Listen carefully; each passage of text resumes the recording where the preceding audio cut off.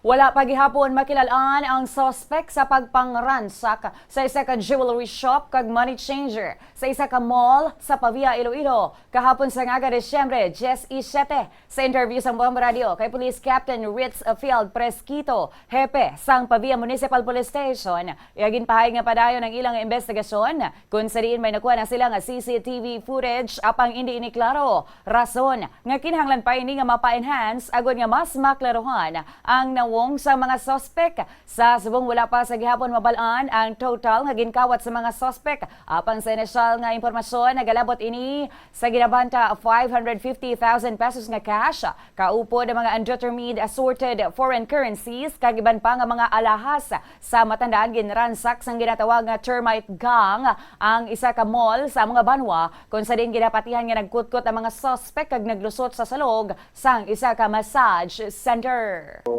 Makita to namon sa CCTV nga may tatlong kapersona nga nagsulod ng kaagahon ito. So ano pa to namon, ipa-enhance pa to namon ang CCTV footage sa region.